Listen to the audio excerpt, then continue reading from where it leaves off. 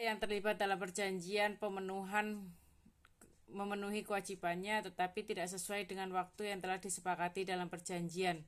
Contoh, seorang penyewa tidak membayar sewa tepat waktu sesuai dengan tanggal yang telah disepakati dalam kontrak sewa. Jadi dia membayarnya tidak tepat waktu, atau kadang dia tidak melaksanakannya sesuai dengan kesepakatannya tadi. Jadi mungkin harusnya melaksanakan tetapi dia tidak tepat waktu. Melaksanakan kewajiban tapi tidak sesuai. Pihak yang memenuhi kewajiban tetapi tidak sesuai dengan ketentuan yang telah disepakati dalam perjanjian. Contoh, dalam perjanjian jual beli, barang penjual pengirim barang yang berbeda dari yang telah dijanjikan. Misalnya barangnya rusak atau tidak sesuai dengan spesifikasi. Seperti contoh soal yang kemarin di dalam diskusi, saya jelaskan bahwa dari kasus yang telah disampaikan dalam diskusi atau tugas kalau nggak salah, itu ada suatu perusahaan, dia harusnya membeli 500 unit, tapi yang dikirim cuma 200, yang 300 tidak dikirim. Sekalian saya menjawab bahwa itu adalah merupakan prestasi dalam kategori tidak melaksanakan kewajiban tapi tidak sesuai. Dia melaksanakan kewajibannya, dia melaksanakan apa yang telah disepakati dari 500 itu tadi. 200 dikerjakan sama dia, tetapi 300-nya tidak. Makanya di sini dia melaksanakan tetapi tidak sesuai dengan yang disepakatinya. Jumlahnya tidak sesuai. Syarat terjadinya prestasi adalah adanya perjanjian sah. Tanpa adanya perjanjian, disinilah dikatakan dengan adanya harus ada fakta sunt servanda dulu, kesepakatan yang dibuat para pihak mengikat sebagai suatu undang-undang. Yang kedua, kewajiban yang tidak ditepati adalah pihak yang melanggar perjanjian harus memiliki kewajiban yang harus dipenuhi, dan kewajiban tersebut tidak dilaksanakan sesuai dengan ketentuan yang telah disepakati dalam perjanjian. Kewajibannya tidak tepat waktu, tidak ada force majeure. Force majeure itu yang dijelaskan nanti di berikutnya, keadaan yang memaksa. Jika pihak yang melanggar perjanjian dapat membuktikan adanya keadaan memaksa yang menghalangi mereka untuk memenuhi kewajiban perjanjian, maka tidak dapat dianggap sebagai prestasi. Pemberitahuan pihak yang tidak melakukan kewajiban dalam perjanjian tidak dapat dianggap prestasi sebelum mereka diberi peringatan atau somasi terlebih dahulu oleh pihak yang dirugikan. Inilah syarat terjadinya prestasi. Akibat hukum dari prestasi bisa terjadi adanya pembatalan perjanjian. Salah satu pihak meminta pembatalan, yang kedua pemenuhan perjanjian, dan yang ketiga adalah ganti rugi. Pembatalan perjanjian secara otomatis salah satu pihak merasa bahwa dirugikan, dia meminta pembatalan karena tidak sesuai dari awal, sesuai yang disepakati, makanya dia meminta pembatalan. Pemenuhan perjanjian seperti contoh yang didiskusi, dia bisa melaksanakan dari prestasi itu memenuhi kekurangan dari apa yang telah disepakati. Contohnya dari 500 yang 200 sudah dipenuhi, yang 300 belum. Dia bisa melakukan bisa dianggap tidak prestasi jika dia melakukan pemenuhan tadi. Kekurangannya dilengkapi. Jangan sampai itu bisa akhirnya membawa suatu akibat hukum pelanggaran prestasi tadi. Salah satu pihak bisa juga meminta adanya ganti rugi. Ganti rugi di sini bisa diwujudkan dalam biaya bunga. Upaya prestasi tidak lain jika salah satu pihak sampai mengajukan ke pengadilan atau mengajukan gugatan pengadilan perdata, secara otomatis upaya prestasi bisa berupa somasi, peringatan sesuai dengan yang telah disepakati. Jadi mungkin tanggal kesepakatannya setiap tanggal 20, lebih dari tanggal 20 dilakukan peringatan atau somasi dulu. Jika tidak dilaksanakan atau diindahkan peringatan tersebut, salah satu pihak bisa meminta atau mengajukan gugatan perdata jika memang somasi atau peringatan itu diindahkan. Gugatan perdata itu jika dia melakukan gugatan itu melalui pengadilan, jadi melalui litigasi. Kalau non litigasi berarti dia melakukan dengan cara arbitrase, berarti dia menempuh jalan mediasi, jalan peradilan di luar peradilan umum. Jadi ada kesepakatan salah satu pihak untuk menyelesaikan di luar pengadilan. Upaya wan prestasi inilah yang bisa ditempuh jika memang salah satu pihak melakukan kesalahan atau memang benar-benar dianggap memenuhi unsur-unsur dari wan prestasi tersebut semuanya. Berikutnya dari wan prestasi juga sebentar, saya jelaskan dengan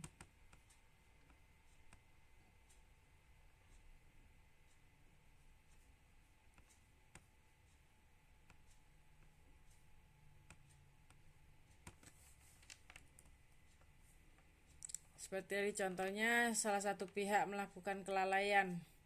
Apabila terjadi wan prestasi, maka pihak kreditor dapat memilih tuntutan melaksanakan prestasi meski terlambat, pelaksanaan prestasi dengan meminta ganti rugi, biaya, kerugian, dan bunga biasanya. Pembatalan perjanjian dengan ganti rugi. Ini juga sama seperti yang tadi. Untuk dapat mempertanggungjawabkan perbuatannya, debitur harus lebih dulu dinyatakan lalai. Sedangkan untuk mempertanggungjawabkan debitur terhadap kerugian tersebut,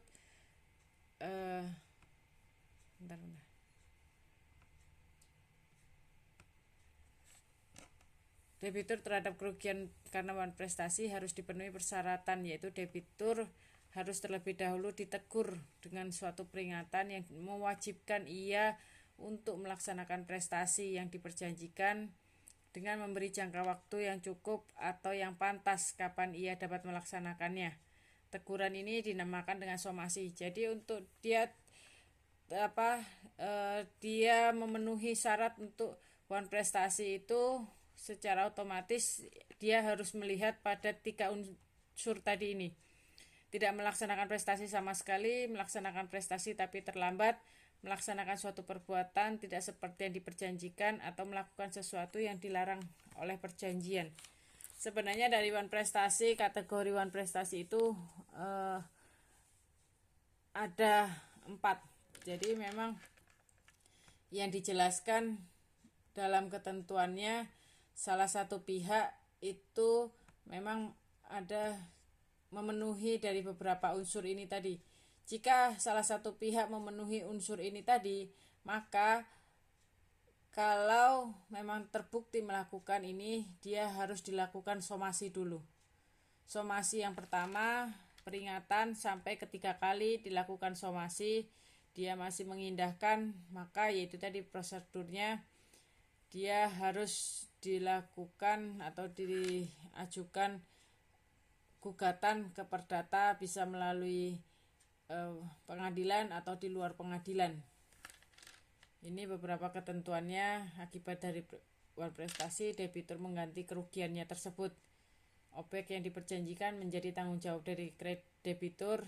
Kreditur adalah memenuhi perikatan dan ganti rugi akibat hukum yang ditanggung debitur yang tidak memenuhi kewajiban yang berupa pemberian ganti rugi, biaya, dan rugi bunga. Ini adalah ketentuannya. Jika memang salah satu pihak ingin melakukan pembatalan perjanjian, itu memang dalam peraturannya diperbolehkan. Jadi jika salah satu pihak sudah terbukti melakukan wan prestasi, salah satu pihak bisa meminta pembatalan atau meminta pemenuhan perjanjian tadi sebagaimana yang belum dilakukan.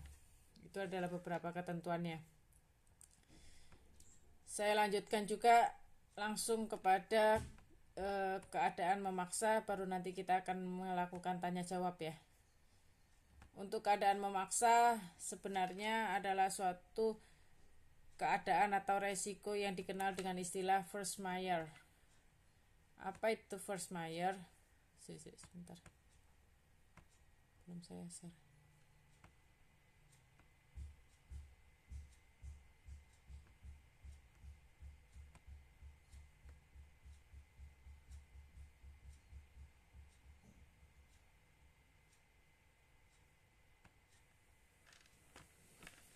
Force majeure atau keadaan memaksa adalah suatu keadaan atau peristiwa yang terjadi di luar kemampuan para pihak untuk menghindarinya dan untuk menyebabkan kegagalan dalam memenuhi kewajiban yang tercantum dalam perjanjian.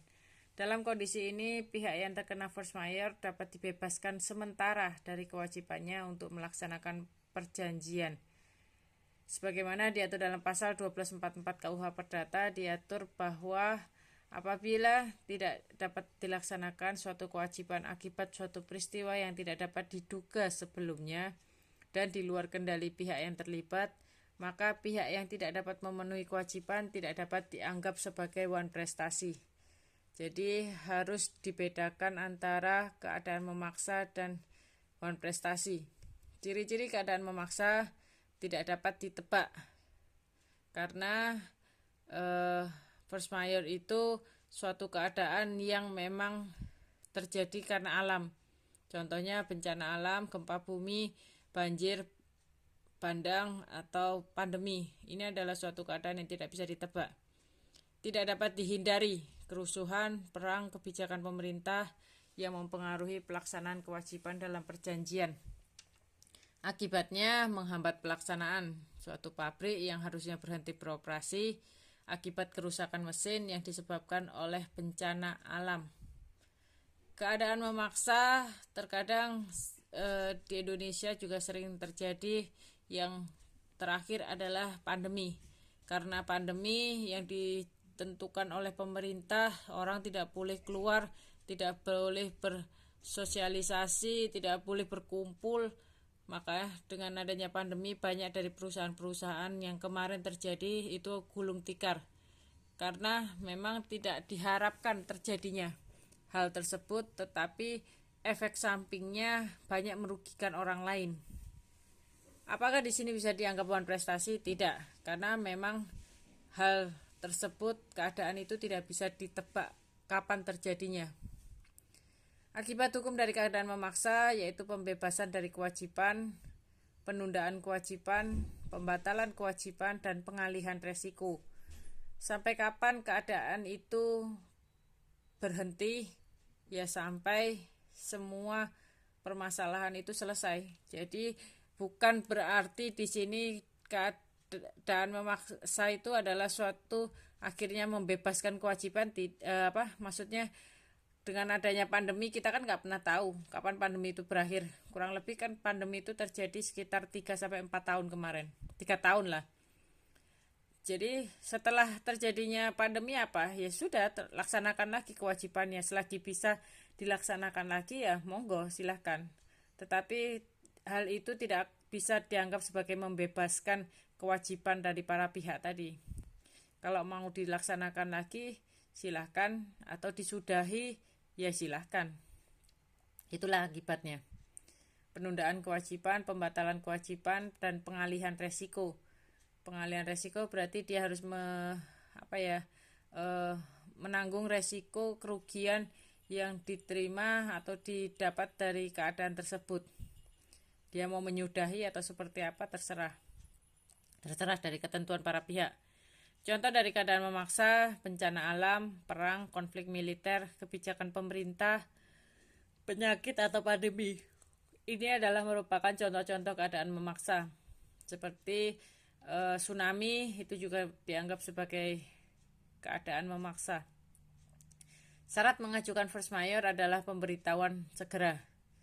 bahwa mungkin pihak debitur atau kreditur memberitahukan bahwa saya tidak bisa melakukan kewajiban tersebut karena di daerah sini terjadi pandemi atau terjadi gempa sehingga kami harus lockdown. Itu adalah pemberitahuan para salah satu pihak terhadap pengajuan force majeure tersebut. Harus dibuktikan. Sebenarnya kalau bencana alam, saya pikir pembuktian itu sudah jelas karena tidak harus dibuktikan secara fisik pun kalau memang sudah terjadi secara mendunia, ya saya pikir itu pembuktiannya ya kadang kan kalau terjadi gempa atau tsunami kan untuk pembuktiannya susah karena mungkin barang buktinya atau alat-alat yang bisa dibuktikan itu kan mesti hilang. Makanya pembuktian itu ya mungkin dari berita atau keadaan yang bisa dianggap sebagai force majeure itu tadi. Resiko di sini adalah kewajiban memikul kerugian yang disebabkan karena suatu kejadian di luar kesalahan salah satu pihak. Resiko berasal dari peristiwa di luar kendali para pihak. Dapat dikatakan resiko timbul dari adanya keadaan memaksa. Hubungan wan prestasi dengan ganti rugi. Ganti rugi muncul karena adanya wan prestasi. Dan di sini dalam KUH Perdata dapat dijumpai penjelasan resiko secara khusus dalam beberapa perjanjian. Seperti contoh kita dapat melihat dalam pasal 1460 terkait dengan perjanjian jual beli yang menyatakan bahwa si barang yang dijual berupa barang yang sudah ditentukan, maka sejak saat pembelian barang yang sudah menjadi tanggung jawab pembeli, meskipun penyerahannya belum dilakukan dan penjual berhak menuntut harganya. Resiko di sini adalah kewajiban memikul segala kerugian. Jadi yaitu tadi dari keadaan force majeure, keadaan memaksa, otomatis akan timbul resiko yang harus ditanggung oleh para pihak tersebut. Entah itu perjanjian tersebut disudahi atau dilanjutkan setelah pandemi atau setelah keadaan memaksa itu menjadi selesai baru dia melaksanakan lagi. Karena yaitu tadi kalau memang sebenarnya kayak gempa bumi, bencana alam secara otomatis saya pikir tidak bisa untuk diteruskan karena seperti tsunami, barang yang diperjanjikan saya pikir sudah habis hilang. Itulah yang sedikit bisa saya jelaskan dalam keadaan memaksa dan wan prestasi. Dari sini mungkin ada pertanyaan.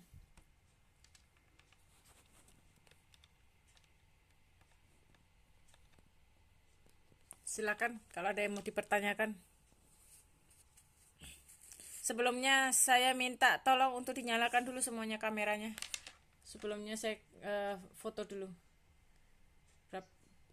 14 orang ya.